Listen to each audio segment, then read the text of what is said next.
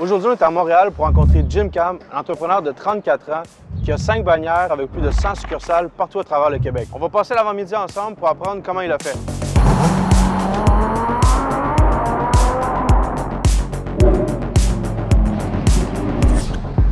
Salut Jim. Hey, comment ça va? Ça va bien toi? Yes.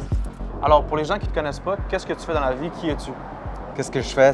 J'ai commencé en restauration il y a un peu plus que 11 ans. J'ai ouvert mon premier restaurant, qui est le Sushi Sama, sur la rue Beaubien. Et après plusieurs années, j'ai commencé la franchisation. Donc, j'ai commencé l'expansion de ma propre bannière. Mes 2 premières bannières, qui est Sushi Sama, Pokéstation. Et ça a été un grand succès. Et si tu fais une moyenne de toutes tes entreprises aujourd'hui, combien penses-tu que tu fais en moyenne à tous les jours? Ça varie peut-être entre 50 000 à 200 000. Mais franchisation, c'est un peu comme real estate. Ça va commencer à payer, mais beaucoup plus à long terme. Puis avant de rentrer dans toute cette carrière entrepreneuriale-là, est-ce que tu avais un emploi avant? Oui, j'ai commencé à travailler dans un restaurant de sushi vers 14-15 ans, si je ne me rappelle pas. On me payait 20 $ par jour pour 10 heures de travail. Donc, techniquement, je suis payé environ 2 $ à l'heure. Ça a commencé comme ça. Et j'ai resté dans cet emploi pas mal d'années, pendant tout le long de mes années scolaires. Est-ce qu'on peut rentrer, tu nous racontes un peu ton parcours d'employé à qu'est-ce que tu es aujourd'hui? Oui, bien sûr. Bienvenue au Sushi Sama original. Ça, c'est où que tout a commencé, mon premier restaurant. Puis tu as acheté ça il y a 11 ans? Je l'ai bâti moi-même il y a 11 ans. Ah ouais? Non, dans le fond, ici, c'était un ancien commerce qui vendait des sandwichs vietnamiennes. On a juste acheté le fonds de commerce et ensuite, on a tout bâti ça. OK, fait que vous avez commencé ça ensemble il y a 11 ans, toi et ta femme? Oui, exact. OK. Puis qu'est-ce qui vous a poussé à partir votre premier restaurant? C'est un peu plus pour rattraper le temps perdu. Parce que je pense que si jamais je devais retourner à l'école ou chercher un autre emploi, ça serait vraiment difficile pour moi.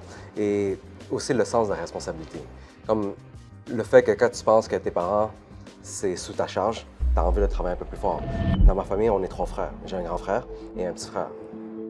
Mon grand frère, il a 10 ans de plus que moi. Il était déjà dans la restauration, bien avant moi. Ça allait super bien. Je pensais que ce serait lui qui aurait été care de mes parents. Et mon petit frère, lui, il est vraiment, vraiment bon à l'école. Il allait sûrement être docteur ou quelque chose comme ça. Mais finalement, il a décidé d'aller en Nord. Et là, mon frère, comme la plupart des addictions des Asiatiques, c'est qu'il y a un problème de jeu. Là, avec ça, il a tout perdu. D'abord, de nulle part, je sentais que la responsabilité était tombée sur mes épaules. Et pendant ce temps-là, j'avais rien. J'allais pas à l'école, je faisais juste avoir un emploi en tant que chef de sushi. Et c'était juste ça. Là, je me suis dit, c'est quoi je dois faire? C'est là que ça m'est venu l'idée que je devais ouvrir un restaurant pour pouvoir essayer de le faire le mieux que j'étais capable de faire. Puis dans toutes les opportunités en affaires qu'on a au Québec, pourquoi est-ce que tu as choisi le restaurant? C'est parce que c'était juste dans ce domaine que j'avais travaillé quand j'étais jeune. Et là, je me suis dit, à la place d'aller apprendre le tout, pourquoi pas juste perfectionner dans ce que tu es déjà en train de faire? Juste pour vraiment question de temps. J'ai pas envie de vraiment perdre plus de temps. J'essaie de courir contre le temps. Puis quand tu as commencé au début, est-ce que tu savais que ça allait être rentable, ouvrir un restaurant, ou tu n'avais pas d'idée? Puis... Mais pour vrai, on n'avait pas d'idée. Je connaissais pas les business loans, je connaissais rien. Tout ce que j'ai fait, c'est, tu sais, je suis un gars de voiture. Pendant ce temps-là, j'avais quand même ma voiture de rêve. Je l'ai vendue, juste pour pouvoir avoir le maximum d'économie. Puis j'ai pris la bicyclette pendant presque 1 an, juste pour même pas prendre l'autobus pour économiser la scène près. Et là, j'ai fait 5 demandes de carte de crédit, puis j'ai tout blow up. Et j'ai tout mis mes économies pour pouvoir partir le restaurant sans savoir comment ça allait me rapporter. Puis ça t'a coûté combien au début quand tu as commencé? Le total, ça m'a coûté, si je ne me trompe pas, proche de 80 000. OK, fait que tu as mis 80 000 sur les cartes de crédit pour commencer ce restaurant? C'est ça, avec l'argent que j'avais économisé aussi de côté en vendant ma voiture. Tu as commencé ce restaurant il y a 11 ans. Ramène-nous un peu au début, quand tu étais toi-même cuisinier. Comment est-ce que c'était? Ici, c'était ma place que je passais au moins 10 heures de travail dessus. Comment ça fonctionne dans un sushi? Tu as toujours le head chef, le deuxième chef, ensuite le troisième chef et sûrement la personne dans la cuisine. Et c'était là que je passais la majorité de mon temps, juste à pouvoir communiquer directement avec le client et à servir, à observer et à pouvoir garder tout le contrôle sur les employés. Ça fait, je dirais, peut-être depuis 2021 que j'ai pas fait un seul sushi. En 2016, j'ai réussi à pouvoir acheter ma première maison. C'est là que j'ai réalisé que je pensais que j'avais atteint mon plus gros objectif de ma vie parce que j'étais vraiment, vraiment content. C'est là que j'ai réalisé que j'ai 2 restaurants qui roulent. J'ai réussi à acheter la maison. La maison se paye pas mal tout ça parce que c'était un triplex. Je sentais moins le besoin de travailler autant. C'est là que j'ai commencé à déléguer de plus en plus. Dans l'industrie de la restauration rapide comme ici, c'est quoi le type de pourcentage en profit que tu peux t'attendre? à avoir? Moi, je dirais 10 à 15 10 à 15 Ouais, avec le marché d'aujourd'hui, si tu arrives à avoir une 10 c'est vraiment, vraiment bon déjà. C'est difficile, c'est un domaine qui est extrêmement difficile. Pendant plusieurs années, je faisais à peine de profit et je ne prenais même pas de salaire, mais j'avais pas le choix. Il faut faire rouler le business. La meilleure année de profit que j'ai réussi à faire avec ce restaurant, c'était pendant COVID, c'était 2020, et j'ai jamais réussi à faire autant avec un restaurant individuel qui touche je parle pas de revenus, je parle de profit d'environ 300 000. Damn! C'est ça. Fait que 1 000 par jour environ de profit pour ce restaurant-là. Mais ça, c'était juste pendant le COVID. Mais avant ça, c'est vraiment pas la même chose. Peut-être, ça peut varier de peut-être simplement 20 000 de profit par année à 100 000 maximum. OK, il y a un gros écart. Oui, mais c'est vraiment difficile d'avoir une marge de profit. Surtout que si jamais tu payes 5 de food cost extra, ça joue un gros pourcentage sur le profit que tu es capable de faire. Écoutez bien la réponse de Jim parce que selon moi, c'est un des meilleurs conseils en affaires. Parfait. Puis c'est quoi le déclic qui fait qu'un restaurant comme ici réussit versus un restaurant qui réussit plus ou moins? Mais moi, je dirais pas simplement de ce restaurant, mais pour tous les business, ça va vraiment dépendre de la personne qui le gère. Comme si jamais tu es le owner, le business est réussi ou ne réussit pas, c'est vraiment ta faute. Tu peux blâmer que c'est la localisation, mais la localisation, c'est toi qui l'as choisi. Si tu peux dire que c'est le prix du loyer, mais c'est toi qui as décidé de payer ça. Tu peux dire que c'est ton concept qui ne fonctionne pas, mais c'est toi qui as créé le concept. D'abord, c'est vraiment toi le problème. Si jamais tu n'es pas capable d'innover, tu n'es pas capable de l'adapter, puis tu n'es pas capable d'apprendre, c'est des gros facteurs qui vont faire en sorte que tu ne vas pas réussir. Fait que là, on s'en va où? Maintenant, on va là au bureau de Prime Loans, une agence de financement. Parfait. Vite.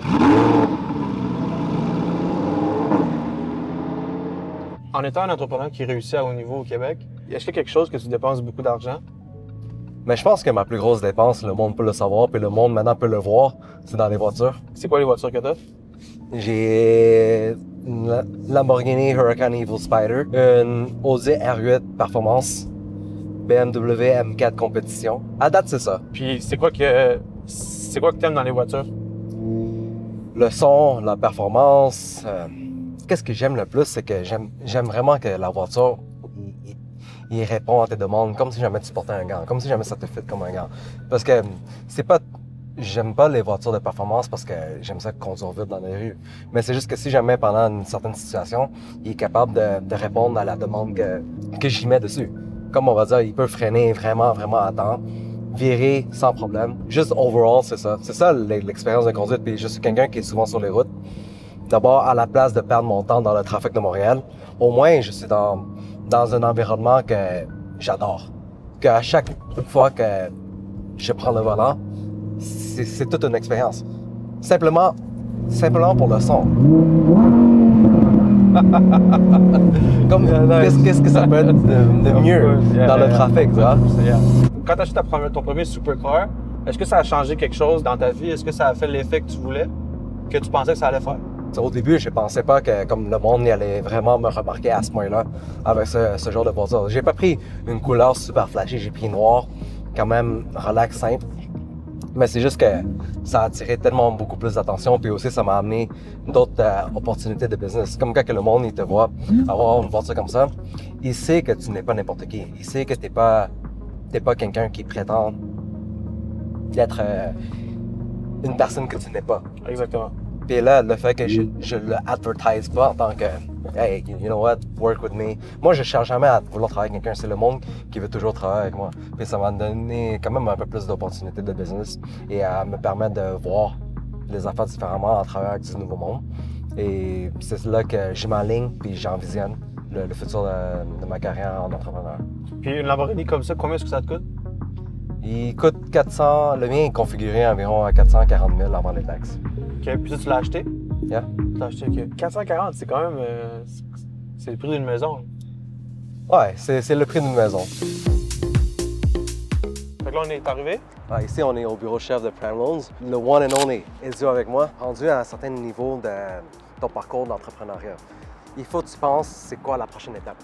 Et maintenant, je pense que nous, on est vraiment rendu sur le côté de vraiment acquisition. Et là, Ezio, lui, il est expert sur ce côté-là parce qu'il travaille avec beaucoup de banques et il y a vraiment les bonnes stratégies pour nous aider à avoir le financement nécessaire pour vraiment agrandir la business. How are you? Good? Doing good, Ben? Bon, là, Jim est en meeting avec Enzo pour closer un deal de financement. Ensuite, on va aller dans sa deuxième bannière et je vais lui demander, selon lui, quel est le meilleur business que tu peux lancer en 2024.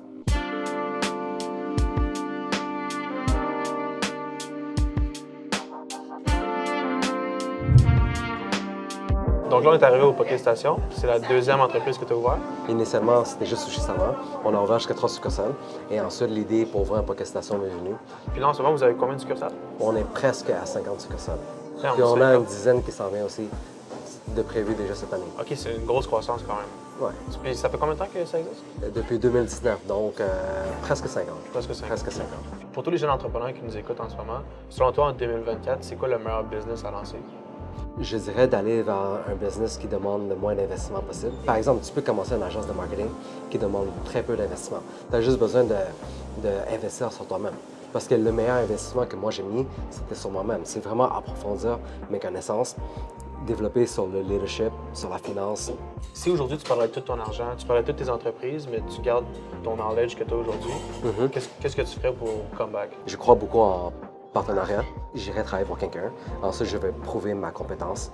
Puis ensuite, je vais proposer qu'on travaille ensemble pour pouvoir grossir l'entreprise.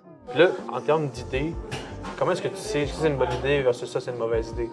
Exemple, disons qu'un jeune t'approche et te pitch une idée de business. Qu'est-ce que tu regardes dans l'idée pour faire affaire avec cette personne-là? Moi, je pense principalement à quelqu'un qui me rapproche avec une idée. Je regarde pas l'idée.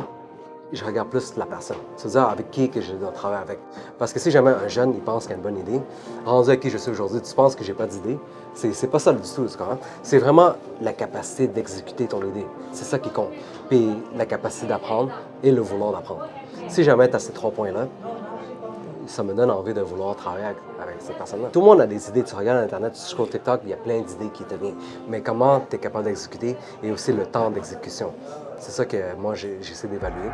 Selon toi, en 2024, qu'est-ce qui garde les gens pauvres? Je dirais c'est eux-mêmes. C'est eux-mêmes qui les gardent basés sur leur propre pensée et comment qu'on les a éduqués. C'est triste à dire, mais c'est le cas. Je réalise que les jeunes de nos jours, ils ont de moins en moins de confiance en soi. Pourquoi? Le monde ne se pose pas la question pourquoi. Moi, je peux te répondre clairement à cette question. C'est simple, parce qu'ils vivent une vie trop facile, trop confortable, qui fait qu'ils ne sont jamais mis de défis sur eux-mêmes. Ils ne sont jamais challenge eux-mêmes. C'est comme ça que tu développes la confiance en soi. Pourquoi est-ce que moi, je suis confiant dans ce que je fais? C'est parce que constamment, je me suis mis face à des situations difficiles et j'ai réussi à surmonter. Moi, quand j'étais jeune, j'étais gros, j'étais rien, j'étais pauvre. Mais le fait que je me suis mis en entraînement, le fait que tu as des résultats, tu t'améliores, ça te bâtit ton propre estime de soi. C'est ça qui me donne la confiance que je peux encore devenir encore mieux. C'est comme ça que ça marche. Il faut que tu travailles sur les petites choses. En changeant les petites choses, éventuellement, ça va changer les grosses affaires. D'abord, c'est toutes les petites actions qui vont vraiment te payer à long terme.